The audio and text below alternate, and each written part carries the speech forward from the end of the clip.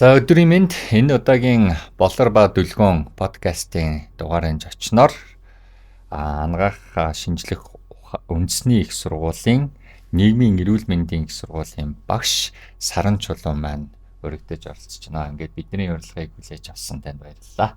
Намайг оролцуулсанд бас их баярлалаа. За Саран Чулууныг бол одоо Ахиллес Монголын төрийн бус байгууллагын захирал гэдгээр бас мэднэ. Ингээд маратонд гүйдэг. За одоо Италид докторантаа хийж байгаа. Өмнө нь Монголд МУИС болон Израильд магистраа бол хийсэн ийм түүхтэй хүн байгаа. Гэхдээ та өөрийгөө товчхон танилцуулахаас эхлэе хөө. Би нийгмийн ажилтан, мэрэгчлээ. За тэгээд нийгмийн ажлаараа бас их сургуульд, ангаах их сургуульд ашуустаа багшилж байгаа. Ээж, эхнэр тэгээд бас дөрөв дүүгийн том эгч. Нөгөө нэг нэр маань болохоор хиймэл хөлтэй марафончин. Одоо марафонд бол хиймэл хөлтэй хүмүүс их зөвхөн гүйдэг л дээ. Хөвчлэн одоо тэд нар чинь нөгөө гар дугуугаараа ингээд явдаг байхгүй. Холын зайд яагаад бол 42 км 21 бол хол учраас. Миний хувьд болохоор яг гүйлтийн хөлөө зүгээд тэгээд марафонд бас 3 том марафонд л гүйсэн. Тэгээд тэр маань намайг одоо хиймэл хөлтэй марафончин гэж болгосон. Яг сүүлд яг хоо ер нь олон нийтэд нөгөө түгэж байгаа нэр маань бол нөгөө хамдын асуудлуудыг хүндэх гээд яагаад л хамд наснууд хүн ам айгүй олон мөртлөө тэд нар чиглэсэн үйл ажиллагаа, бодлого, хөтөлбөр бол ихвчлэн бас хамгийн эмзэг хүнд өвдсөн бүлгэрүүн чиглээд нийт хамд руугаа чиглэх арай бага. Одоо гэх юм да тий тэр нь арай бага байгаа учраас яг энэ докторийн судалгааны ажлынхаа хүрээнд судалсныхаа үндсэн дээр хамдуудыг анхаарья. Ер нь хамдуудын асуудал гэдэг чинь зөвхөн хамдуудын асуудал биш. Бидний өөрсдийн бас ирээдүйн амьдралын төлөвлөгөөтэй холбоотой болохоор тэрийг ярьж байгаа. Тэгээд ангаахын нийгмийн эрүүл мэндийн сургуулийн докторант, докторийн ажил судалгааны ажил хийж байгаа. Энэ маань яг Италийн Тренто их сургуультай холбоотой ийм хөтөлбөр учраас Италиг нь хүмүүс яг илүү Италид гэж онцлоод байгаа. Гэтэ аюул ангаахын нийгмийн эрүүл мэндийн сургуулийн багш судлаач гэсэн үг байхгүй юу? За нэг ийм л хүн байна да. Товчхон тодруулахад хамдын асуудал гэхээр яг докторийн ажлынхан нэр нь яг юу вэ? Ахмад насны сэтгэл зүйн сайн сайхан байдал нөлөөлөх хүчин зүйлс гэдэг сэдвтэй. Сэтгэл зүйн сайн сайхан байна лээ. Энийг энгийнээр нөгөө олон нийтэд бол нөгөө аз жаргал гэдэг сэдв байгаа. Ахмадын аз жаргал л гэж байна. За тэгээд аз жаргал би өөрөө эдийн засагч хүн. Тэгээд одоо би магистра хийхэд, бакалавра хийхэд манай эдийн засгийн ухаан бол ерөөсөө л бараг тэр чигээр математик байхгүй. Математик мэдхгүйгээр эдийн засаг хийн гэдэг боломжгүй зүйл. Тэгэнгუთ нэгсэндээ бид нэр мөнгө төгрөг одоо utility буюу хэрэглээ одоо тоглоомын онол микро макро аль нь бүгд математик хэрэглэдэг болохоор аз жаргал гэхээр надаа яаж хэмжих үү гэдэг шууд толгонд орж ирж байна л доо. Аз жаргалыг ер нь хүний одоо та 0-оос 10-ын хооронд өөрийгөө хэр аз жаргалтай гэж бодож гин гэж асуухаас өөрөөр аз жаргалыг хэмжих тийм арга байдаг юм байгаа. Зарим улс бол дэлхийн одоо нөгөө хүн амынхаа спорт хөгжлийг аз жаргалынхаа индексээр тодорхойлдог улсууд бас байна. Олон улсад аз жаргалын индексийг тооцохдоо 4 үзүүлэлтийг дотор нь оруулдаг байхгүй юу? Нэг нь эдийн засгийн нэг хүн ногт дотор нь дотоодын нийт бүтээгдэхүүн бас орж болно тэр дотор. За дээрэс нь тухайн улс орны нөгөө байгалийн баялаг нөөцийн үзүүлэлтүүдийг нэг хүнд оногдож байгаа жингээр нэгжээр тооцож бас оруулдаг. Байгалийн баялаг. Тийм байгалийн баялаг одоо тухайн улс орны ирээдүйд ер нь ямар одоо орнд амьдрах уу гэдэг төр төсөөлөл нөөцөөр харуулдаг шүү байгаа. За тэгээд дахиад нэг зүйл нэмэгдэн тэр хүний нөгөө дотоод аз жаргал гэж одоо ярих юм да. Төрөний нөгөө өөрөө чиглэлтгэр өөрийгөө аз жаргалыг нэгээс харуулт үзэж байвал ямар байна вэ гэдэг. Энэ бол илүү дотоод сайн сайхан байдал баг одоо тий тэрийг оруулчихна. За тэгээд зарим орнуудад бол эрүүл мэндийн үзүүлэлтүүдийг оруулдаг байхгүй. Хэдэн хүн нь өвдөж байна. Өвчлөлийн үзүүлэлтүүд бас байж болно. Сөрөг үзүүлэлтүүд гэсэн үг. Гэтэл дэлхийн эрүүл мэндийн байгууллага чинь эрүүл мэндийг тодорхойлохдоо бие сэтгэл нийгмийн сайн сайхан байдлыг хэлнэ гэж байгаа шүү дээ. Гэтэл эрүүл мэндийн репортууд тайлангууд болохоор хэдэн хүн өвдсөн бэ, өвчлсөн бэ гэдэг давхар зүүн мэдээлэлээр суурилж гараад ахаар энэ хоёрын учир руу одоо холбогдол зарим нэг хоосон зай гараад байна да тий. Тэгэхээр сүүлийн үед тэр эрэг сэтгэл судлаачид бол юу гэж ярьж байгаа вэ гэхээр хэрвээ ийм эрүүл мэнд гэдэг нь хэрвээ нийгэм сэтгэл зүйн хувь хүний те биеийн сайн сайхан байдал муу юм бол тэр эрүүл мэндийг хэмжиж байгаа үзүүлэлтүүдээ зөвхөн одоо өвчлөл нас баргалыг тоолохоос илүү өргөн цар хүрээнд тодорхойлох хэрэгтэй юм биш үү гэдэг ийм одоо яриа хэлэлцүүлэг бол эрдэмтдийн дунд явж байна л да. Сүүлийн бараг 20 гаруй жилээс хойш 20 жил гэх юм уу. Тэгэнгүүт одоо бол амьдралын чанар гэж яриа тэгвэл гэдэг ингээд одоо олон улсад амьдралын чанарыг ярьж байгаа. Тэгээд тэр амьдралын чанар доторх нэг жижиг одоо ганцхан ширхэг үзүүлэлт нь дотоод аз жаргал гэсэн үг. Тэгээд миний болон ер нь манай багийн судалгааны ажлын гол зорилго бол тэр ахмад настай хүмүүсийн Монголд байгаа одоо тэтгэврийн насны гэж яриа л да. Тэр хүмүүсийн дотоод аз жаргал, дотоод сайн сайхан байдалд юу нөлөөлж байна вэ гэдгийг хэмжиж гаргаж ирсэн гэсэн үг. Тэр нь мэдээж яриг тоон юуталтай тоон одоо үзүүлэлтүүд байгаа. Тэгэхээр одоо хувь хүнээс нь төвөр судалгаа хэлбэрээр авч яана гэсэн үг. Одоо ахмадуудынхаа 300 мянган тухайн үед ч 294 мянган ахмад байсан. Тэрийг пропорционал төврийн аргаар жинлээд за яг энэ бүс нутгийн хот хөдөөгийн болон нас хүүсний тэд байна гэдэг төврийнхаа жижигчилсэн хувилбарыг жинлээд тэгэл өцгөд тэр дотоод сайн сайхан байдал нь ямар байна? Олон улсынхтай харьцуулахад ямар байна? За ямар хүчин зүйлүүд нь тэрийг нь өргөж ийн эсвэл бууруулж ийн гэсэн үр дүн гарч байгаа юм. Тэгээд statistically significant буюу яг нөлөөлж байгаа хүчин зүйлүүд нь юу байна? Эцсийн дүгнэлтүүд гарсан уу гараагүй юу? За сонсъё л доо. За дотоод сайн сайхан байдлыг ярьчи тий. Одоо бүр үзэгч сонсогчдод нь бүр энгийн ойлгомжтой байна тий. Дотоод сайн сайхан байдлыг нь яг манай судалгаанд бол 3 зүйлээр задлж хэмжиж байгаа байхгүй. Нэг нь бол өөдрөг байдал гэж байгаа. Одоо жишээлбэл сэтгэлийн тэнхээ гэсэн нэгсэн доо надад ирээдүйн одоо 10 20 жилийн амьдралд маань альва зүйл тохиолдоход гэдэг юм альва одоо сорилт тулгархад эсвэл би ирээдүйн амьдралаа ямар шоу чанартай, ямар шоу чадамжтай туулах нөөц боломж байгаа вэ гэдэг сэтгэлийн тэнхээний тухай үзүүлэлт байгаа. Тэрийг өөдрөг байдал гэдэг. Тэр үзүүлэлтүүдэд жишээлх юм бол хамгийн их одоо эрэг нөлөөтэй нэг хүчин зүйл бол найз нөхдийн харилцаа байхгүй. Хамтдад уг нь бол яг гэр бүлийн харилцаа байх болов гэсэн нэг тийм таамаглал байсан. Тэгээд гэр бүлийн харилцаа нөлөөтэй л дөө. Гэхдээ гэр бүлийн харилцаанаас илүү одоо статистик ач холбогдол бүхий нөлөө нь бол найз нөхдөд харилцаа. Тийм одоо шил сард ингээд байнга уулздаг найз нөхдөдтэйгоо ярилцдаг ахмадууд бол найз нөхдийн тоо цөөхөн уулзаж харилцдаг тэр давтамж нь бага ахмадуудаа бодвол илүү өөдрөг байгаа. Эхнийх нь бол өөдрөг найз нөхдийн байдал тийм. Энэ найз нөхдийн нөлөө бол хоёр дахь үзүүлэлт болох амьдралын сэтгэл ханамж гэж байгаа. Одоо яг өөрийнхөө амьдралыг одоо хэмжиж байгаа яг бүхэлдээ нь хэмжиж үзэж байгаа тэр сэтгэл ханамжийн хэсэг төр бас эерэг нөлөөтэй. Найз нөхдийн тий. За гурав дахь нь бол яг нөгөө эерэг сөрөг сэтгэл хөдлөлийн тэнцвэр байгаа байхгүй юу? Өнөөдөр хэдэн удаа баярлаж уурлав гэдгийн дундаж тэр нөгөө тэнцвэрийн асуудал байгаа. Юмд амархан баярлах, хит их хөөрөх болон хит их доош унах хоёрын хооронд чинь аюул том савлгаа байх тусмал тэр жоохон тааруу гарах гэдэг нь тий. Тэгэхээр савлгаа багтаа буюу аливаа зүйлийг одоо эргэр хүлээгээд авчдаг. Тэгээд амархан доошоо ундаггүй байх тэнцвэрийн үзүүлэлт байгаа. Тэрэн дээр ч гэсэн ялгаагүй найз нөхдийн сүлжээ. Найз нөхдийн нөлөөлөл маш нөлөөтэй. За хоёр дахь хүчин зүйл нь бол өөрийн эрүүл мэндийн үнэлгээ байгаа. Одоо жишээ нь ингээд юу нүдэд байгаа мэдхгүй өвддөг. Чи тийм сонсчихсон уу? Мэдгүй би өвдөд байна гэл те. Яг юу нүдэд байгаа мэдгүй гэхдээ нэг юм зовиртой байна гэж ярьж байгаа. Тийм ээж аав нар эмээ өвөө нар хүүхдүүд дээр л нэг жоохон ажиглагдаад байдаг шүү дээ. Баг болохоор яг юу нүдэд байгаа мэдгүй нэг юм уу зовиртой байна гэдэг. Яг ахмадууд дээр бол бас сайн хэлж мэдэхгүй. Тэгээ онш нь илүү тодорхой байдаг л үү дээ. Яа гэм бэ? Ахмадууд ингээд дараалтны хэсэд идэг. Тэ за одоо яг бүх ахмадуудыг хэлээгүй л дээ. Ер нь бол ингээд насны дороод л явж байгаа ш 70 80 гараал ирэхээр тэ. Тэгэхээр hypertension. Тийм. Тэгэл яг яагаад бүх юм нөхцөр бүх юм зүгээр байдаг. Тэгтэл нэг юм ингээд сэтгэл санаа таагүй болоод тэгэхээр дараалтны хэсчдэг тий. Монголд ингээд цагаан сарын дээр болохоор ахмадуудын бас харуултын статистик айгу өссөн ш нэрэ. Баяр ёслолтой.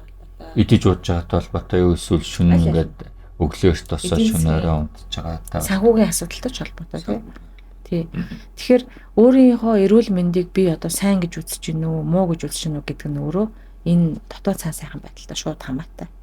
Одоо бүр шугамн хамааралтай гэсэн үг. Ерөөсөө шууд муу гэж үзчихвэл дотоод цаа сайхан байдал нь муу, сайн гэж үзчихвэл дотоод цаа сайхан байдал нь сайн гэсэн үг. Байна. За бүр нэг том хүчин зүйл нь хот хөдөөгийн ялгаа байгаа байхгүй. Хөдөө буюу суманд амьдардаг ахмад наснуудын сайн сайхан дотоод сайн сайхан байдал нь Улаанбаатар хотод амьдардаггаас маш доогуур байгаа гэсэн. Яагаад тийм бэ? Яг л барууны орнууд буюу өндөр хөгжилтэй орнуудад бол уул нь яг хөдөө гэдэг зүйл өндөр ордог байхгүй. Гэтэл манай ч бас хөдөө мөртлөө нөгөө байгальд энэ гоё юм биш үү гэж хэлж штэ тий. Дэд бүтцийн хүртээмжгүй байдал эрүүл мэндийн тусламж үйлчилгээний одоо бас тэгш бас байдал тий. Дээрэс нь нийгмийн үйлчилгээ, нийгмийн оролцооны сул байдал нь хөдөө орнуудад аяг өндөр байгаа байхгүй. Тэрэндээ холбоотойгоор энэ гурван үзэл гурлаа хөдөө таараа гарч байгаа. Яг эрүүл мэнд дэд бүтцийг бол ойлгох чинь нийгэм гэдгээрээ яг юу хэлээд байна? За би чамаас асуулт бодлого. Одоо чи тэтгэврт хэдэн наснда гарах вэ? Тэтгэврт гаръя. За би ч одоо өөрөө болохоор ингээд бүр 10 жилээс эхлээ ажилласан. Тэгээд ер нь тэтгэврт гарна гэж нэг айхтар боддоггүй шүү дээ. Одоо нас бол эрэгтэй хүнд нэг 60-аас 65 жилтэй зэрэг цагдаад ажиллаагүй бол тэр хооронд л гарч байгаа. Гэтэ би хэрвээ одоо 80 наслах бол 75 хүртэл бол багтаал ажиллах л баг. Тэгээд 85 наслах бол ингээд 80 хүртэл ажиллах боломжтой бол ажилламаар л байгаа. Тэгвэл чи 75 хүртэл ажиллая гэж бодъё. За 70 хүртэл. Тэгээд 70-аас за би ажиллахаа боллоо гингүүтээ юу их юм? 70 настайдаа юу их юм? 70 настай төлөө юу их юм? Өдөрт одоо өглөө босоод яах вэ? Тэрийгээ би яг 69 нас хүрээ шийдэх болов гэж боддог. Тэгэхээр чин одоо яг энэ бол ингээд айгүй ингээд олон ахмад наснуудыг бас яг тэтгэврт гарсны дараа сэтгэл санааны байдлыг нь бууруулдаг юм бодлого байхгүй. Төлөвлөгөөгүй байна гэсэн үг. Тэгэхээр одоо маш олон хүмүүс чинь ингээд би тэтгэврт гарахаараа гинт нөгөө айгүй нийгмийн идэвхтэй ажилдаа ингэж явж хагаад гинт ямар ч ингээд ажил нь багасаад, ачаал нь багасаад өөрийгөө бас хэрэгтэй юм болов уу гэдэг мэдрэмж нь ингээд солигдоод ирэхээр сэтгэл санааны хувьд айгүй ингээд уналтанд ордог юм. Тэгэнгүүт хийх зүйл байхгүй болчихно. Тэг өдөрт би юу хийх вэ гэхээр та ашиг ингээд зүгээр сууж байхгүй. Та амар та одоо чадахгүй юм байж битээч гэдэг юм үү. Та одоо настан байж гэдэг. Ингээд нийгэм нь өөрөө бас хүмүүсийг ингээд тэтгэврт гарсныхан дараа аваачаа тусгаарлаад өгчхөр тэр хүмүүсийн дунд өөрийгөө би бусдад хэрэггүй мэн гэж мэдэх мэдрэмж. Гэтэл тэр хүнд чинь чадвар нь байгаа, амьдралын туршлага нь байгаа, түүх, үнэт зүйл нь байж хахад тэрийг нь ерөөсөө ингээд хэрэгсэхгүй юм шиг болоод ингээд нэг хэсэг рүү аваачаад ялгчихж байгаа юм. Тэрнээс болоод маш олон ахмад наснууд тэтгэврт гарсны эхний 10 жилд бол харуулт зүрх судасны өвчнөөр бол нөгөө аз жаргалтай байдал энэ чинь хамгийн их буурдаг. За тэгээ тэр үеийг давсны дараагаар 70-аас дээш буцаад нэг баг зэрэг өсөх магадaltaй. Одоо гадны орнууд бол бас тийм аа. Манайд бол яг тэрнтэй адилхан төсөөлөгдөхгүй. Манайд болохоор нас нь нэмэгдэх тусам улам л сэтгэл санааны байдал хэцүү байгаа. Яадлаар орлого нь буурчж байгаа. Нийгмийн оролцоо буюу өөрийгөө би нийгэмд хэрэгтэй зүйлээ хийсээр байгаа гэдэг тэр нөгөө хамтын мэдрэмж, бусдын дунд байх мэдрэмж нь ингээд хумигдах тусам дотоод аз жаргал нь буцаад буурч байгаа. Тэгэхээр одоо чам төлөвлөгөө хэрэгтэй байна. Яг хоо би жишээлбэл одоо 30 гарч иж хүнтэй суусан. Би одоо 3 хүүхэдтэй л дээ. Тэнгууд манай баг одоо 2 настай байхгүй.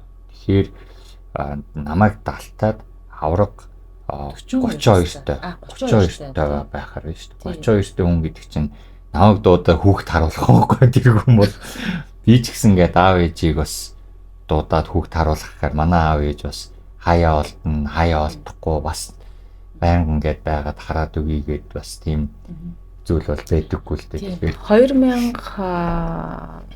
6-7 жилийн өмнө нэг судалгаа хийсэн байсан. Тэн дээр Монголд ахмад наснууд бол яг гэр цэцэрлэгийн үүрэгтэй болчиход байна. Найз Тэр нь сайн юм уу? Тэр нь одоо муу штэ. Муу юм уу? Яагаад муу юм? Яг тэр бол харьцангуй л та. Гэхдээ ер нь бол ахмадууд тэтгэврт гарчингууд тэр чинь зарим хүн бол тэтгэврт гарan гартлаа өөрийнхөө хүссэн амьдралаар амьдраагүй байж болох байхгүй. Гэр бүлийнхаа төлөө зүтгэсээр агаад 5 төгрөгөөр хураач арайч юу гэж баг байрны зэтлэн дуусаад тэгтэлтүр гарч штэ тий. За одоо яг өөрийнхоороо хүссэн зүйлээж амьдрыг гэтэл та хүүхд хар гээд гэр тавьчихар чинь. Би харин эсрэг судалгаа уншсан шүү дээ. Айгуу. Би ямар судалгаа уншснаа товчхон тайлбарлах уу? Одоо ингээд манай одоо аав ээжүүд те өвөө эмээнэр ингээд настай болохоор жоохон хүүхдтэй хамт байхаар тэд нэр илүү урт насалдаг гэдэг. Тий яг наадах чинь бол байгаа. Гэхдээ За манай судалгаан дээр одоо ач зээгээ хардаг, ач зээтэйгээ байдаг ахмадуудын амьдралын сэтгэл ханамж нь бол сайн гарсан. Яг сэтгэл ханамжийн үзэлт нь. Гэхдээ Хятад, Солонгос, Япон энэ төр бас яг ийм судалгаанууд зөндөө хийгдэж байгаа. Сэтгэл ханамж нь өсөж байгаа. Гэхдээ ач зээгийн нөлөө нь найз нөхдийн нөлөөнөөс илүү хүчтэй биш байгаа байхгүй. Одоо манад бол тий. Гэтэл нөгөө Азийн тэр зарим орнуудад болохоор ач зээгийн тоо ихсэх тусам буцаад буурчж байгаа. Ач зээтэйгээ байх цаг нь урт болох тусам дахиад буурчж байгаа. Яг нэг тодорхой цөөхөн тооны ач зээтэйгээ цөөхөн цагаар ачаалал өгөхгүйгээр хамт байх юм бол болж гинэ гэдэг энэ судалгаанууд үлдсэндээ байхгүй. Ач зээ ялангуяа эмэгтэй одоо ахмадуудын хувьд бол нөлөөтэй. Гэхдээ одоо эрүүл мэндийн хувьд асуудалтай ач зээгээ хардаг ч юм уу тий. Одоо өдөр болгон дандаа ач зээгээ хардаг ахмадуудын хувьд бол жишээлбэл ингээд дүүрэн ач зээ нь овоороод ингээд та одоо хүүхд харгал одоо 3 4 хүүхд аваачаа тавьчлаа шүү дээ. Тэгээ удах юм бол тэр бол эрэг үзүүлэлт болохгүй маа гэдэг юм тий. Тэр тодорхой ингээд баланстай байх хэрэгтэй. Тэр найз нөхдийн сүлжээ бол тийм ачаал واخгүй. Гэхдээ өөрсдийг нь аюу гоё юм нийгмийн харилцаанд оруулаад байгаа байхгүй. Тэр утгаараа л их өндөр гараад байгаа юм л да. Тэгэхээр давхар нийгмийн үйл ажиллагаа гэдэг тэр найз нөхдийнхөөс гадна юу байгаа вэ гэхээр өөрийгөө нөгөө ямар нэгэн шин зүйл сургах, тэгээ сайн дурын ажлыг өндөр гарч байгаа.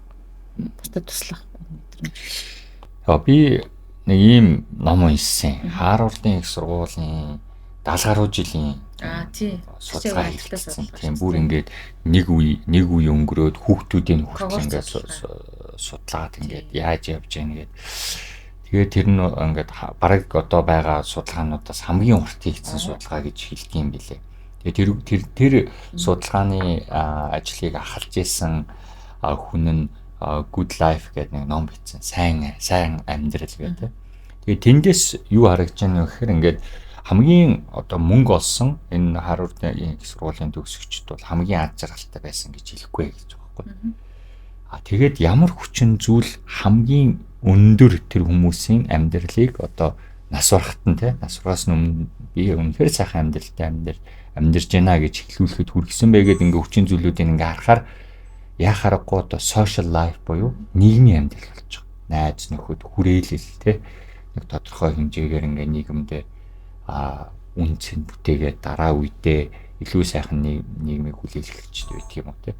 Жишээлбэл одоо 2 дугаар дайнд ингээ оролцоод хоёулаа буцаж ирээд нэг нь бүр ингээ хуулийн том сургуульд сураад төгсөөд хуулийн том компанид хэд дахин өндөр цалинтай ажиллаад төгссөн байгаа хгүй.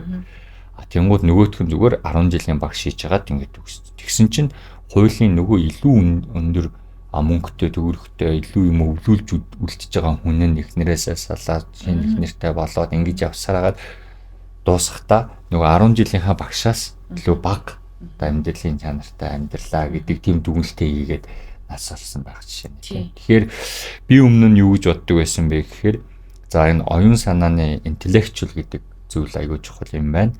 Тэгээд эрүүл мэнд талаас энэ бие хүчнээ те бие эрүүл байх хэрэгтэй гэдэг чухал юм байна. Энэ хоёрыг илүү анзаардаг байсан бол одоо энэ номыг уншаад сошиал те хүрээлэл маань эргэн тойрны найзууд маань эн чинь байнгын гэж бас контакт хийгээд холбогдоод та нар яаж ийн гэд асуухад эн чинь чухал юм байна. Түүнээс ганц одоо нэг зорилго тавиачаал тэрнийхээ араас бүх юмаа золиослоод явах бол амар утгагүй байна гэдэг тэр номыг уншаа нэг тиймэрхүү мэдрэмж бас авч байгаа. Яг зөв. Наадхан дээр чи яг нэмэхэд тэр social life гэдэг тэрний доор нь юу байгаа гэхэлэр амьдралын одоо хуримтлагдсан үнэт зүйл гэж хэлэх юм да тий. Эвтономия гэдэг юу гэдэг гинэ? Эвтономия гэдэг орсоор бол монголоор тэрийг одоо би орчуулж чадахгүй л. Эвтономия аз жаргалчин хоёр анзахгүй. Хедония болон эвтономия гэдэг тий. Орсоор болохоор гедония, эвтономия гэдэг. Тэгээ эвтономия гэдэг нь яадаг вэ гэхэлэр би эртээр нөгөө хоёлаа нөгөө марафоны тухай ярьж байсан шүү дээ. 3 сар турш тасралтгүй бэлтгэл хийсэн хүний 21 км-ийн дараах мэдрэмж нэг өдөр гүйсгүүгээд 21 км гүйсний мэдрэмж хоёрын аль нь урт үлдэх вэ гэхээр чинь бэлтгэл хийсийн дараах нь үлдэж ч тийм. Тэгэхээр эвдономия бол яадаг вэ гэхээр насан туршийн амьдралдаа цуглуулсан өөрийн сэтгэлийн оноо гэж одоо ойлгож байна тийм. Би ийм зүйлийг сайн зүйл хийсэн. Би ийм хүний амьдралд ингэж үржилсэн. Би өөрийнхөө хүслийг бас ингэж ойлгосон гэдэг энэ нэг амьдралдаа бүтээсэн үн цэнүүдээ ингэж цуглуулад өөрийнхөө хувьд үн цэн гэж бодож байгаа зүйлээ цуглуулад ийм юм чинь миний амьдрал ийм дүүрэн байлаа гэдэг энэ чанар сэтгэлийн одоо дотоод тэр дүгнэлт байхгүй юу? Тэр мэдрэмж нь сайн байх юм бол тэр бол заавал мөнгөтэй байх хамаагүй өндөр албан тушаалтай хамаагүй аз жаргалын оноо өсгөж байгаа. Тэрийг сая тэр өөдрөг байдал гэдэг үзүүлэлт манай судалгаанд бол хэмжиж байгаа байхгүй юу? Өөдрөг нь яг бол би өдөө хүртэл ингэж зүтгэсэн юм чинь ирээдүйд бол болно доо гэдэг нэг юм. Гэтэл тэр эвдономия их баг буюу одоо би ер нь айгүй бүснээр амьдарч чадсангүй штэ. Би бүх насаараа л одоо өөрийгөө тэрний төлөө зориулчлаа. Миний амьдралд айгүй хаасан байна. Яг эргээ харсан чинь би ерөөсөө мөнгөний төлөө явсаар байгаа л дууссан юм байна дөө гэдэг ийм дүгнэлттэй байх юм бол тэр ингээд эхний одоо юу гэдгийг ажил амьдралын ололттой амжилттай одоо өстой нөгөө тэнгэрт гэлдсэн ч тэр хүн дотоод сэтгэл нь тийм хаасан байвал тэгэл тэр бол аз жаргал болчихж байгаа байхгүй. Тэгэхээр бол одоо нийгмийн амьдрал гэдгийг гол нь ялгаж салгахтаа би яг өөрийнхөө амьдралд үн цэнтэй гэж ботсон хэсгээрээ л яаж нийгмийн амьдралаа бүрдүүлэх үүднэ гэж чухал. Одоо шил чи ингээд олон нийтийн ажил янз бүрийн зүйлийг хийж явахдаа чиний хувьд бүр дотроос чинь ингээд сэтгэлээ чинь бүр татдаг үн цэнтэй гэж боддог зүйлүүд байгаа шүү дээ. Тэрэн лугаа чиглэсэн ажиллаа өөрөө яг ингээд цагаа гаргаад тодорхой тууштай ингээд хийгээд юм. Тэгээд тэрнийх нь өөр нөлөө нь бүр 5 юм уу 10 жилийн дараа эргээ харахаар яг чиний хүссэн тэр үнэт зүйл бий болцсон. Эсвэл чиний хамгаалсаар ирсэн үнэт зүйл яг хамгаалагдсан хэвэр чинь гэлзэж сэтгэл дотор чинь байж ах юм бол тэр бол жинхэнэ аз жаргалын одоо хамгийн том орцоо байгаа байхгүй. Тэгээ ялангуяа нөгөө аз жаргалыг чинь бас ахмад хүмүүсээс асуувал илүү үнэн хэлж шүү дээ. Та яаж одоо 80 наснда ийм гоё галалтсан эрүүл те сэтгэл танд гинүн байгаа юм байг асуухаар би өөрийнхөө амьдралыг ийм сайхан зүйл зориулсан. Би харамсдаггүй маа гэдэг те. Тэгэхээр тэр эвдономия гэдэг мэдрэмжийг бид нар ингээд хүмүүс хуурах гэж оролдоод байгаа байхгүй. Тэрийг хуурдаг нөгөөт нь болохоор гедония буюу хормын одоо happiness буюу аз жаргал нөгөө нэг өдөр гүйлэгч нь байхгүй. Гэхдээ яг тэрийг буруутгаагүй л дээ би тэрийг 2 3 меншн згчлээ. Гэхдээ яг би бэлтгэл нэг хангалтгүй байж байгаа шууд 21-т гүйцсэн юм аа тийм. Тэрийг дахин хэлдэг. Тийм тэгэхээр яг хүмүүс ингээд нөгөө нийгмийн оролцоог хийхдээ би ингээд ийм зүйлийг хийчих юм бол happy болчих юм байна гэж явах юм бол дахиад буруу болох гэдэг нь тий. Тэрний оронд яг урт хугацаанд одоо төлөвлөсөн, бэлдсэн, өөрийнхөө чин сэтгэлээсээ гаргасан нийгмийн ажиллаа л тэр л чиний аз жаргалд оноо юм байна. Тэрнээс өнөөдөр ингээл хүмүүс ингэдэг байхгүй. Хүүхдийн баярлалаа нэг одоо хэдэн хүүхд баярлуулч марах ангил тий. Тэгээд for what юунд яагаад зориулж тэгэхээр хөгжлийн бэрхшээлтэй хүүхдүүдэд баярлал хүрх юм шүү гэхээр хөгжлийн бэрхшээлтэй байсныхаа төлөө тэд бэлэг авах хэрэгтэй мó би чамаас асуу ямар зорилгоор гэдэг тий. Тэнгүүд би энэ дээр ингэдэг байхгүй. Та нар нийгмийн хариуцлага гэдэг зүйлийнхэн цаад шалтгааныг нэхэд тулуулчих. Манай байгууллага одоо юу гэдгийг магадгүй одоо нэг юм хүүхдэд зориулсан бүтээгдэхүүн гэдэг байлаа гэж бодъё те. Тэгвэл энэс болоод эннийхээ хүрээнд бид нар тодорхой хувийн энэ бүлэгт зориулна гэдэг бүр юм гоё зорилготой. Тэр нь бүр ингээд компани үнэт зүйлтэй холбоотой, бүр алсын хараатай холбоотой байгаад яг тэрнийхээ хүрээнд бид нар жилдээ тэдэнд хүрээ зарцуулж байгаа. Эннээсээ үүдээд бид нар танаа байгуулалтаа ингэж ажиллаа гэж яривал нэг өөр. Тэгэхгүй ингээ ямар ч тийм нөгөө алсын төлөвлөгөөг үнэт зүйлийн баримжаагүйгээр галс нэг юм гоё харагдах гал тий. Галс нэг юм оноо авах гал ингээл нэг хүүхдэд очиж бэлэг өгвөл тэнд ч нэг сайн үйл хийгээл тэгснэ тэрнээсээ өөрөө ингээд би айгу мандаг байж гэж ингэж одоо сэтгэлээ хуурч байгаа л гэсэн үг байхгүй. Тэгэхээр нийгмийн оролцоо гэдгийг бид нар айгу уйлсавчтай бас тодорхойлох хэрэгтэй байгаа. Одоо энийг дахиад нэг жишээнээр тайлбарлуулъя штэ. Бид нар ээж аавтайгаа ингээд яг амьд ахвад нь ч юм уу хамт байгаа цагтаа аюул чанартай харилцчаад тэгээд одоо тэр хүн тодорхой цаг нь болоо явхад бидний сэтгэлд нөгөө сайхан дурсамж үлж шít. Ээжигээ ботхоор ингээд дүүрэн гой дурсамжуудтай тий. Тэгээгүй ямар цаг гарахгүй харилцахгүй байж байжгаад бүр явцсан хойно бид ээжийнхээ хараас бид нар ингээд амар том сувраг бүтээгээл аюул цэцэг өгөөл баахан одоо ингээд буян хийгээд бид нар хэзээ ч ээжтэйгээ байсан цаг хугацаа руу явж зүрх сэтгэл рүүгээ дурсамжийг суулгах чадахгүй байхгүй. Тэгэхээр ер нь бол нийгмийн тэр оролцоон дээр ч ийм чанар байх яригдах хэвээр. нөгөө дотоод сайн сайхан байдлыг чи орцсон дотор энэ ойр дотны харилцаагаа ч гэсэн яг ингэж л цагаа гаргасан байж л насны одоо сүүлдтэй сайхан аз жаргалтай амьдралаа гэдэг дүгнэлт гарах байхгүй. Би жоохон хүндрүүлсэн үү? Зүгээрээ гоё л яриа болж штэ. Ер нь бол ингээд аливаа зүйлийн учир шалтгааныг олж мэднэ гэдэг бол нэг төрлийн хүний мөн чанар байхгүй юу энэ чинь. Хүн өөрөө ингэж л оюун ухаантай тий хүн чинь өөрөө оюун ухаанаараа ялгаж байгаа. Тэгэхээр хүн ийм оюун ухаантай юм чинь хүний оюун ухаанаар бүтээж чадах сайхан зүйлээ бүтээгээд тэрүүгээр ингээд гоё дүүрэн байж байгаа л ер нь явах хэрэгтэй зү тий. Тэгэхгүй тэрэндээ ингээд одоо өөрийнхөө сэтгэлийг зовоосон дурсамжууд хийгээл бусдын дурсамжийн дотор бас муухай зүйлүүдийг хийгээл тэгэл заа ингээл 70 80 хүрэл нөгөө гансраал одоо суухад нөгөө би тэгэнд ингэх байсан тийх байсан би тэрэн дээр яг ингэчлээ гэдэг ийм гимшил дүүрэн байх юм бол яг нөгөө өөрийн эрүүл мэндийн үнэлгээ шууд доошо яваад тэгээд нөгөө аз жаргалын үзүүлэлтэнд доошо буурч байгаа юм. Манай эдийн засгчдын нэг алдартай сургууль байгаа л да. Лондонгийн эдийн засгийн сургууль гээд би тэнд ямар азарны ямар ч хэсэн 1 жил сурсан. Тэгээд Лондонгийн эдийн засгийн сургуулийн логог харах юм бол латинаар бичсэн байдیں۔ Rerum cognosce causas гэдэг. Тэгээд латин том үг нь flex quo гэж хэлдэг байхгүй. Тэгээ монголоор ингээд орчуулах юм бол аливаа зүйлийн учир начрыг ойлгож мэдсэн хүн азтай. Тийм ямар гоё үг вэ тий. Тэгэхэд эдийн засгч ерөөсөө л тийм асуудал нь гол үүсгэж байгаа учир шалтгааныг олохын төлөө л явж. Түүнээс утаагийн тэр сарниулахын төлөө магадгүй PR-чд явж байгаа юм байж магадгүй. Гол нь эдийн засгч учир шалтгааны нь болоод тэр галыг нь яаж унтраах вэ гэдэг дээр л ажилтдаг ийм мэрэгжил хийж бий өвдөө бол үздэг. Тийм ч учраас ингээд энэ дандаа юмны учир олохгүй л явдаг. Тийм учир шалтгаан нь юу юм бол тэгээд ингээд ухаал гэдэг юм тийм байгаа шүү. Тийм. За яг хаа наа чи бас тийм Twitter хэллэг болоод байгаа шүү. За би түрүүнээс хойш бас нэг юм бодоод байсан. Марафон гэж хоёулаа зөндөө ярьлаа шүү дээ. 3 том марафонд гүлээ гэж байна. Яагаад марафонд гүөх болов? Саран чулуун гэдэг хүн яагаад марафонд гүөх болов? Яг ер нь бол яг эхнийх нь зорилго бол би одоо сайн найз нөхдийн буйнаар тий Израильд сурсан.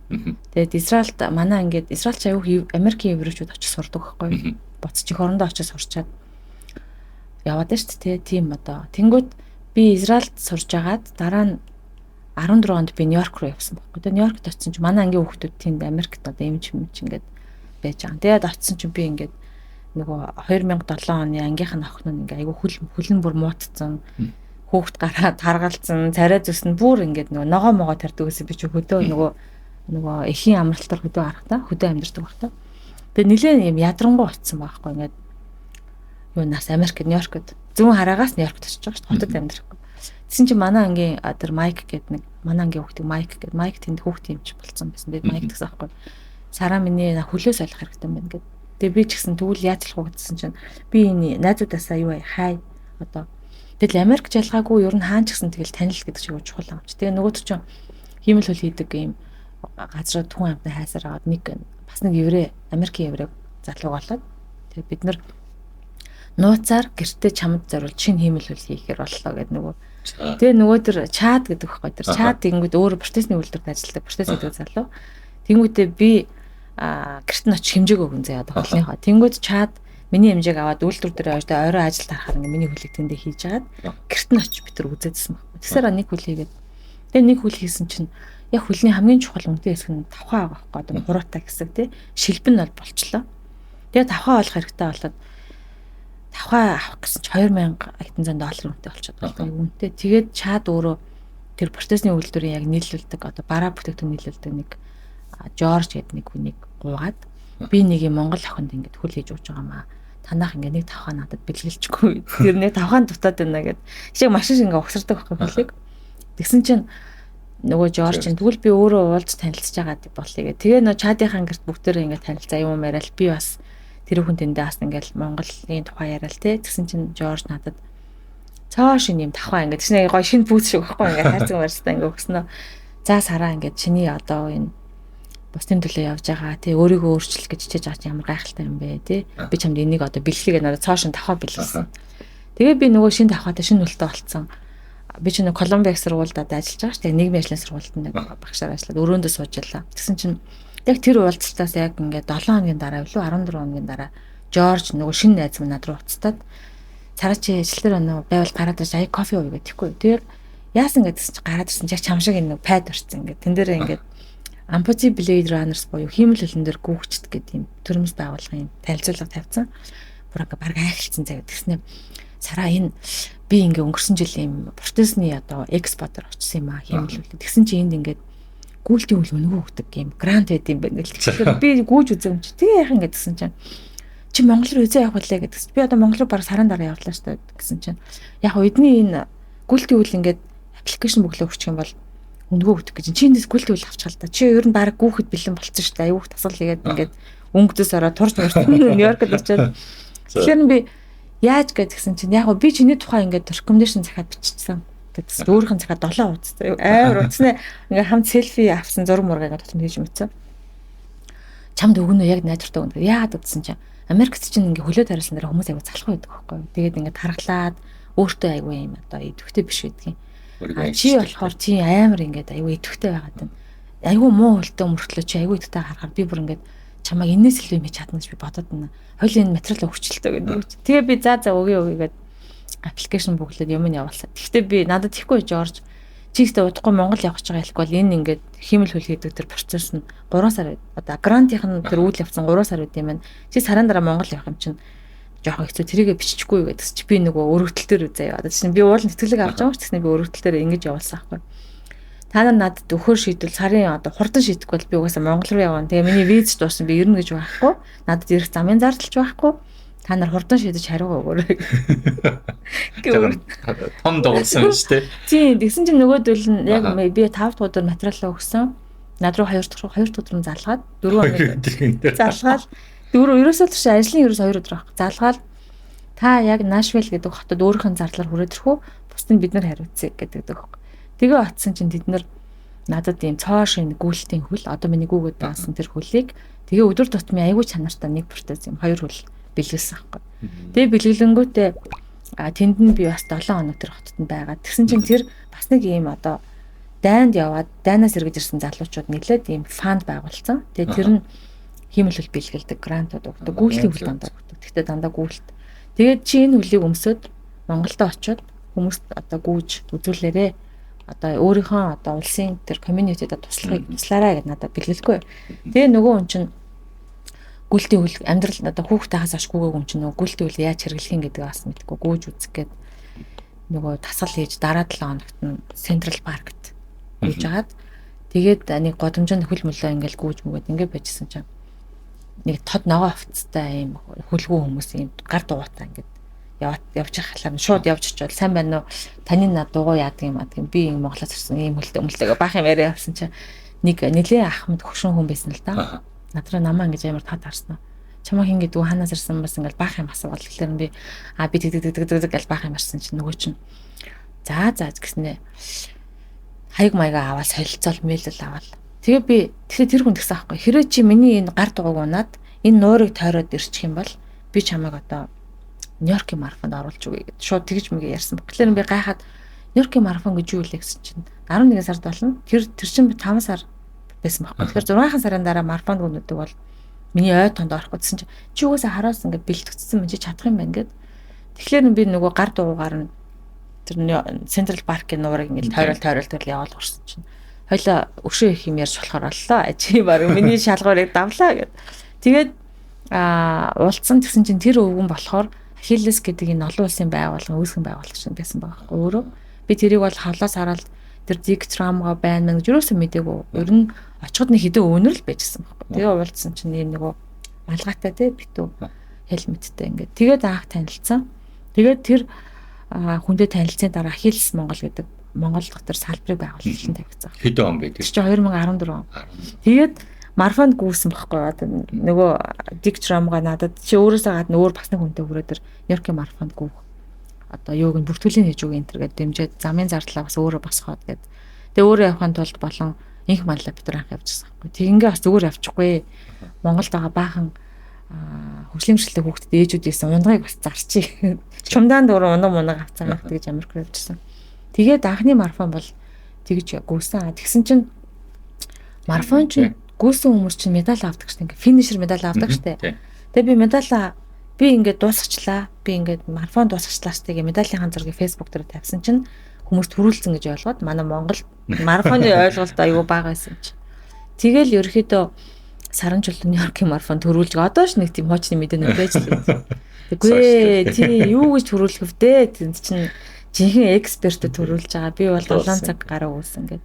Хэдэн цаг гүйсэн гинэ? 7 цаг гараа. Анхны жил бол би 7 цаг 40 минут тавьсан байсан байна. Тий.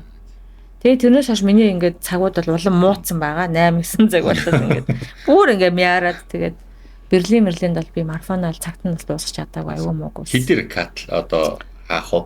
Ер нь бол яг том марафонууд бол Нью-Йорк бол хаадгүй. Шөнө 12 хүртэл тэр замаа ингээд хүмүүс өглөөдөг. Яг бол Нью-Йорк бол жоохон тийм эрхчлөө, ив нэгдлийн тий илүү одоо хүмүүлэг. Тий Токио, Бостон энтрүүд бол ер нь 6 цаг гэл бүх замаа хаагалдаг байхгүй тий. Берлин ч гэсэн ерөөдөө 6 цаг өнгөрөөгөл ер нь бүх юмнуудаа хаагаал гэж. Гэхдээ гарааны хаалгаа бол хаадгүй юм бэл. Тэгэл би нэг 8 цаг гаруй юм орж ирж миний цаг хэмжигдсэн байхгүй юу удаан. Бэлтгэл матай байсан. Бас хедоник. Тийм. Гэхдээ таа ч бас одоо 3 марафон гүйсэн байна. Би бол бүтэн марафон гүйж үзээгүй шүү дээ. Англи одоо 10 хэдэн жил бол одоо хагас марафон гүйгээл явна. Бүтэн марафоноор яагаад ч нэг зориулж болоорой. Чи тэ одоо өөрөө зори бүтэн марафонд гүйе гэж бодож байгаа юм уу? За бодохороо хэлнэ гэдэг. За. Асууж болох. Амлуулж мамлуулсан. Тэг өөрийнх нь юм дээр энэ дэлгөөний гүйлэг гэдэг. За одоо надад 2 асуулт байна. За одоо та ингээд Монгол Ардын намын жагсаалтанд бол орсон байна. Тэгээд энэ жагсаалтанд ороод за ингээд гишүүн болох юм бол ер нь юуны төлөө дараагийн 4 жилд ажиллая гэсэн бодолтой байна вэ? За ер нь бол 5 асуудал байна. Гэхдээ яг энэ нь яг мөрөөдлийн жагсаалтчиг одоо сонсогдох юм уугүй юу мэдгүй зүгээр миний хувьд бол энэ 5 асуудлыг би яг одоо өөрийнхөө сүүлийн 10 жилийн нийгмийн ажилласаа олж авсан одоо асуудлууд байгаа. Олж авсан буюу одоо шийдэх зорж байгаа. Үнэхээр дийлэхгүй байна, тий болохгүй байна. Тэгэл одоо үнэхээр болохгүй байгаа юмыг аль болох нэг ингээл гаднаас нь хараад байх юм. Шууд одоо тэр гол цэг рүү явж очиод нөлөөлөх хэвээр бол нөлөөлөө уулзах хэвээр хүмүүстэй уулзаад ингээд хандъя гэдэг. Нэг дэх асуудал нь мэдээж хөгжлийн бэрхшээлтэй хүмүүсийн асуудал байна. Тэдгээрт ямар асуудал? Хөгжлийн бэрхшээлтэй иргэдэд чиглэсэн нийгмийн бодлого, эрүүл мэндийн тусламж үйлчилгээний одоо хууль эрх зүйн хувьд нэлээд сайн одоо уг нь бол өртсөн боловч дагалдах тэр дүрм журам ч юм уу тэр хэрэгжилтэй холбоотой процесс аягүй удаан байна. Цаг үеийнхаа шаардлагыг бас хангахгүй байна тий. За тэгээд шин дутамд бид нар аль ч улсын оронд чинь ингээл хүн амын 3% хөгжлийн бэрхшээлтэй хүмүүс ерөөдөө байгааддаг тий. Тэр онцлогоо бас сайн явагдахгүй байна. Хэмжигтэй бас нарийн асуудлуудыг гаргаж ирэхгүй байгаа байхгүй. Тэгэхээр одоо сүүлийн үед бол тэр шинэ олон улсын английн гаргаад одоо олон улсад яг ялгаж салгаад яг тэрэнд нь тохирсон хөгжүүлэх хөтөлбөр сургалт үйл ажиллагаа баймаар байдаг. Хууль маань сайн одоо уг нь бол ашаад байгаа боловч манайх бол хууль бол аюул сайн шүү дээ. Манай Монголын ер нь хууль дээр оноод байна тийм. Хэрэгжилтэн дээр аюул асуудал байгаа. Тэгэхээр хэрэгжилтийн цаана бол яг эргээд харахад бол хүний хүчин зүйлүүд байна. Хандлага ойлголтын зөрүүнүүд хаас аюул шачгтандаа байгаатай холбоотой нөлөөлөл хэрэгтэй байгаа тийм дуу хоолой хэрэгтэй. Хоёр дахь том асуудал бол тэгээ хөгжлийн бэрхшээлийн асуудал төр чинь нөгөө саадгүй байдал хүртээмж чинь дагалдаад ороод ирж байгаа байхгүй. Тэр бол аюул чухал байна. Гэтэл манай саадгүй байдал хүртээмжийг ярихдаа зөвхөн юм объектив одоо механик юм бас харж болохгүй. Энэ чинь цаана маш том хандлага ойлголтын зөрүүний асуудал. Саадгүй байдал гэхээр нөгөө хаалгаар ороход юм шатны орон тийм налуу. Тэрийг хийж байгаа тэр инженер тэрийг одоо барьж байгаа тэр байшин барьж байгаа хүн өөрөө энүүгээр ороход ямар асуудалтай байх вэ гэдгийг боддог тийм одоо хандлагатай байж ажил тэр хүн өөрийнхөө бэрхшээлээ мэдрэхгүй ингээд тул явчихсан байна. Би гадаад очихоор ерөөс хөгжлийн бэрхшээлтэй гэдэг мэдрэмж авдаггүй байна. Одоо Америк, Италийн төрт ороход надад нэг тийм мэдрэмж айгүй бага. Би их цөөхөн ундаг, алтарч унах магадлал айгүй бага. Өөрийгөө яана энэ намайг яагаад хараад байгаа ингэж бодох мэдрэмж бага. Янз бүрийн автобусны янз бүрийн хаалгаар орохдоо одоо унжих гээд байгаа юм шиг айцсан тэр айгу баг болчихдог. Ерөөсөө мэдрэх нь айгу баг болчихдог. Тэгэл Монголд ирээл ингээл гадуур яваал, Монголд ирээл хүнтэй уулзаал, Монголд ирээл өөрийнхоороо байх гэхээр л нөгөө асуудлууд гарч ирээл нөгөө санаа зовлт бий болоод байгаа. Тэгэхээр яалтчгүй энэ дээр бол одоо ажиллах хэрэгтэй. Хоёр дахь том асуудал нь юу вэ? Ахмад насны асуудал тийм. Түрүүний ярьсан. Тийм одоо бид нэр хүн амын бараг одоо 9.9% нь ахмад наснууд байна шүү дээ. 2050 онд бид нар бараг 20% нь болох гэж байна. Одоо 2-3 янзын прогнозоор.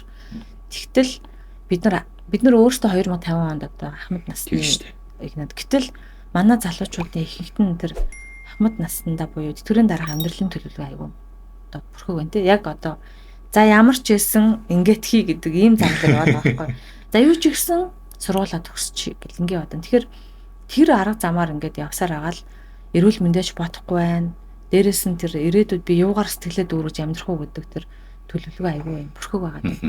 Тэгэхээр насан туршийн төлөвлөгөөний дотроо ирээдүйн төлөвлөгөө бодохдоо би 60 таа яах гэж бодхоосоо бүр даваад би миний хүү 30 настай байхад ямар 30 настай эрэгтэй хүн 30 настай эмэгтэй хүн ямар юмыг ярьж байгаа хэвээр ямар ур чадвартай байх хэвээр гэдгийг хүртэл ингэж хамт ирээдүйн жилүүдэд төлөвлөөд тэр үед би ямар өөр өөрөөлтэй харилцаатай байгаа хүүхдтэй гэдгийг хүртэл төлөвлөх хэрэгтэй байгаа байхгүй.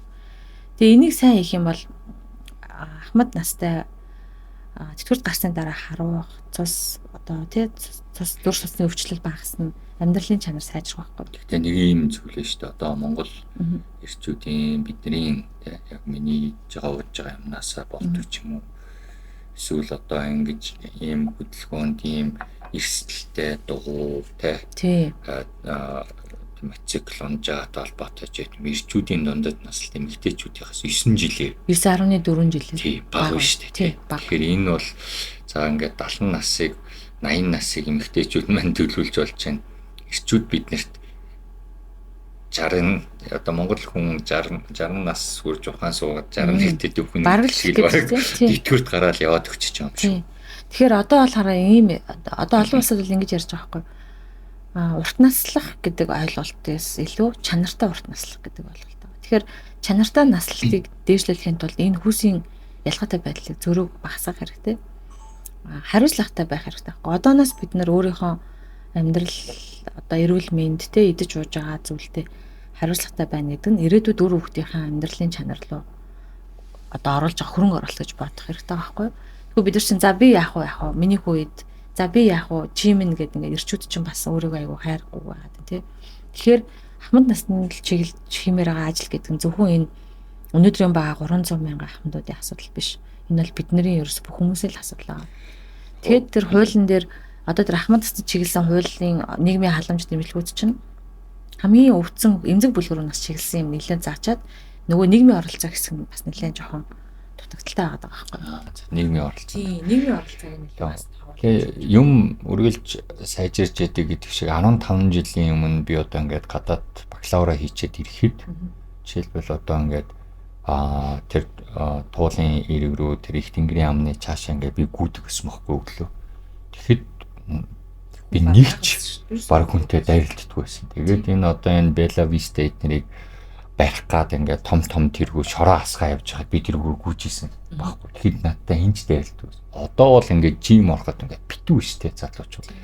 Тэгэхээр 10 хэдэн жилийн хугацаанд бол энэ манай нийгэм ч гэсэн энэ залуучууд ч гэсэн дайлангуй надаас доошоо насны залуучууд бол энэ эрүүл мэнд рүүгээ анхаарал тий шал өөр болж ирж байгаа юм болов уу гэж би бодож штэ. Тий сайн ур зөндөө байна тий. Дундаж наслалж гисэндээ бас сайжрахлаа тий тэр гэхдээ дундаж нас одоо тэр ахмад наснуудын амьдралын чанар дотор бас нэг тэр анхаармаар байгаа зүйл нь ахмад наснуудын хөдөлмөр эрхлэлт тэдний тэр нийгмийн оролцоо өөрөөр хэлбэл нөгөө амьдралынхаа туршид хоримтлуулсан тэр туршлага энтрийг нь хөдөлмөрийн зах зээл рүү нөөц болгож харах нийгмийн оролцоотой болгох хэсэг дээр яг хамт чиглэлийн ажил нэлээд чиглэх ёстой л гэж бодоод байгаа байхгүй. Ер нь бол яг хуу эмзэг бүлгийн гэдэг юм уу хэвтрийн өвдсөн ахмадууд зориулсан юм бол хангалттай байгаа. Гэхдээ бид нар жишээлбэл 10 ахмад тутмын одоо яг 3 л тийм хүнд байж болно ш 4 ч юм тий. Гэтэл үлдсэн 7 болон ингээд бие даагаад явж хахад тэднийг бид нар яах юм гэдэг асуудал чинь бас нэлээд бүрхэг байгаа байхгүй. Тэгэхээр энэ бас л нөгөө хуулийн хувьд бол байгаа. Гэхдээ олон нийтийн хандлага дахиад нөгөө олон нийтийн хандлага болон нийгмийн үйлчлэгээ, нийгмийн үйл ажиллагаа чинь ингээд ахмад таснуудын очдог газар хүртэл ховор байгаад байгаа. Одоо ингээд бид нар сегментлж ерөөсө болохгүй. Ер нь бол хөгжлийн бэрхшээлээр тэр ахмад тасдаг ч гэсэн ингээд тусдан сегментлэх тусмаа л энэ бол улам л тэднэр тусгаарлаад нь гэсэн. Тэгэхээр бүх үйлчилгээн дээр бид нар энэ ахмад настай хөгжлийн бэрхшээлтэй хүмүүс энэ төр бол ингээд хүн л эмчин гэдэг утгаар ханддаг байх хэрэгтэй. Энэ бол миний яг одоо бас хоёр дахь чухал. За 3 4 5-ыг ингээд товчхон альчихдаг хөө. Иргэний нийгмийн одоо орон зай чухал байна. Миний хувьд одоо 2 3 төрөмс байгууллагыг үйлсэн байгуулад ажиллаа явж байгаа үед бол халхам тутамдаа мэдэрсэн зовлон бэрхшээлүүд дотор тэр татврын асуудлууд хандивлагчтай үүсгэх харилцааныг зохицуулах тэр эргэцэн орон зай энэ ерөөсөө хангалттай биш байна. 97 оныхоо хуулийг нэлээд хумсан ч юм уу тэр хуулийн дэсэн одоо өргөн далаацтай уян хатан байсан зүйл нь бараг хумигдсан юм шиг ийм өөрчлөлтүүд сүүлийн 30 жил бараг хийгдсэн юм шиг ийм байгаа. Тэгэхээр энийг бид нар одоо ийм олон төрөмс байгууллагатай болчоод шинэ цаг үеийн хэрэгцээ нийцүүлж сайжруулах хэрэгтэй байгаа хгүй. Олон улсын яг нөгөө ардчлан зарчмыг байруулна гэдэг чинь иргэний нийгэм чинь төрийн босгод чинь төрийн бослох хэрэгтэй. Тэгэхээр төрөмс байгууллагын тухай хууль тэр хуультай холбоотой дагалдах хэрэгжил тогтолцоог нь бид нар яг тэр зүй ёсны хувьд болгох хэрэгтэй байгаа. За дөрөвдөх нь бол иргэний нийгмийн асуудлыг ярьсантай холбоотой уялдаад байгаа нь тэр сайн дурынхны үндэсний журам сайн дурынхны тогтолцоо байгаа. Монголд маш их хүмүүс сайн дураар ажиллаж байгаа. Даанч эргээд нөгөө үнэлэх тэр нь одоо хөдөлмөрийн зах зээлтэй шингэж тооцогдох тогтолцоос жоохон олон улсаас зарим талаараа жоохон хоцрогдолтой яваад байгаа. Сайн дурын ажлыг гуйлах, буруу ойлгох хандлага байна, ойлголтын зөрүү байна. Энэс айгуу чухал байгаа тийм. За тэгээд энэтэй холбоотой дахиад явхлаар хамгийн чухал зүйл бол хүүхд хамгааллын асуудал байгаа. Хүүхд хамгааллыг бол ерөөсөө орхитуулж болохгүй. Бид нар хүүхд хамгаалал гэхлээр зөвхөн одоо нэг өвдсөн, хүчрхийлэл өртсөн эмзэг бодлогын хүүхдүүд рүү чиглээд нэлээд явчлаа. Одоо бид нар бол бүх хүүхдүүдийнхаа сэтгэл зүйн эрүүл мэнд рүү анхаарах цаг болсон. Хүүхдүүд цахимд ирэхлээр хүчрхийллийн асуудал байна тий. За тэгэл цаашаа ургууллал нийгмийн ажлын эрх зүйн байдал ярихаар байна л та тий. Ер нь бол топ 4 5 юм уу? Тийм ээ, топ 5 л гэж болохоор юм байна. За ингээд манай подкастын бас цаг бол дуусаж байна. Тэгээ сүүлийн асуултаа одоо олон жилийн дагуу асуухад. За. Та манай үзэгччид санал болгох 3 ном нэрлэеч. За эхний ном нь бол Ажар Эмбүчигийн тухай ном байна. Цагийг бэлэгдэгч Наран гэгээ гэдэг. Аюур зан зохиолчийн одоо хөрвүүлсэн тий тойруулсан маш гоё тийм ном байна. Тэр номыг би уншаад яг ингээд хүн их орондоо хайртай байх тий тусгаар тогтнолын үнцэн ямар чухал юм бэ? Монгол улсад үнцэнтэй иргэн байна гэдэг. Тэгээд хүний нөгөө өөрийн гэсэн одоо их орноо хайрлах сэтгэл тий ард түмний хайрлах сэтгэл бусдын зовлон бэрхшээлийг ойлгох сэтгэл зэргийн тухай аюул олон чухал зүйлийг бас Ажаагийн нийт амьдралын төвхөөс бол олж авсан. Тэрийг уншаарай аюу боддог. Тийм ном юм тий. Би одоо найзаагаа л гэх бах. Гэтэ Монголд одоо манайх ч аюух нөгөө гадны инфлюенсеруудын номыг аюу уншдаг байхгүй юу? Тэдгээр хүмүүсийг унших нь бол зөв байх л та. Гэхдээ тэр хүмүүсийн тэр өссөн нийгмийн орчин аюу өөр. Тэр хүмүүсийн даван тулж байгаа тулгарч байгаа асуудлууд нь нийгэм нь өөр тий. Соёл нь өөр.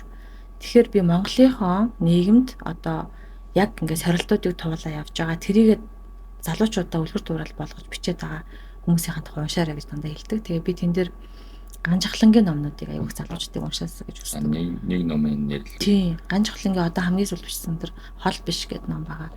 Тэрийг ингээд уншихаар зүгээр ингээд нэг юм энгийн мэдрэмжүүд байгаа юм шиг мөртлөө тэр бол одоо ингээд 5 10 20 жилийн дараа л үнэхээр Монголын нийгэмд байгаа асуудлыг тэдний үеийнхний болон тэрнээс хойш залуучуудын нүдээр яаж харах ёстой, юуг хэрэгжүүлэх ёстой гэдгийг яг л бидний хажуунаас хараад бичсэн байгаа. Маш сайн энгийнээр ойлгуулсан ба ийм номыг бас уншвал зүгээр гэж боддог. За 3 дахь нь. За нэг намтар тэгээ нэг одоо уран зохиолын тий намтарсан ном хэллээ. Одоо 3-т нь бол би бүх хүмүүсийг уншаасаа гэдэг бүх ихтэй сургуулийн номын санд байдаг. Одоо бүх ихтэй сургуулиуд жил болгон эрдэм шинжилгээний хурал гаргадаг. Тэрүүгээр дандаа эмхтгэл гаргадаг. Анагаахын сая шинэ номын сан бий болсон. Анагаахын номын сан дээр бол юу гэдэг вэ гэхээр жил болгон хэдэн зуун судалгааны өгүүлбэрүүдийг ингээд эмхтгэл болгож гаргадаг. Тэгэхээр ингээд ямар нэг асуудлын араас заавал ингээд Google Scholar-ыг хайхаар хэл усны хүрэхгүй тий. За заримдаа бичсэн өгүүллийнхаа учрын ч ойлгохгүй байж ч ингээд хүмүүсээс яах вэ хаагаад байдаг бол зүгээр л анагаахын шилүү ухааны номын сан Монгол Улсын их сургуулийн номын сан руу очиод хамгийн сүүлийн 5 жилд гарсан эрдэм шинжилгээний хурлуудынх нь эмгэтгэлийг харж сүүлийн одоо жилүүдийн. Тэгээд жишээлбэл манай нийгмийн эрүүл мэндийн сургуулиуд жил болгон нийгмийн эрүүл мэндийн 90 гэж сэтгүүл гаргадаг. Тэр сэтгүүл дээр гадна дотны өчнөө олон одоо төгрөг доллараар хэрэгжсэн төслүүдийн тайлангуудыг эрдэм шинжилгээний өгүүлэл болгоод тохиолдол гаргацсан байдаг байхгүй. Яагаад хүмүүс тэрийг уншиж одоо судалгааны үр дүн уншиж одоо юмаа ярихгүй байдгийг би бас ойлгоо. Тэгэхээр ерөөсөө юм хөвчл байгаа л судалгаал унших. Тийм шүү дээ. Тийм энэ бол ингээ 3 дахь асуудлын учир жанцанг ойлгоно гэдэг чинь тий судалгаанаас өөр зүйл байхгүй шүү. За ингээд Балрогт хоёрын урилгыг хүлээж авч өнөөдөр чичнэр оролцсон танд маш их баярлалаа. Ажлын амжилт хүсье. За та хоёртоо бас ажлын амжилт хүсье.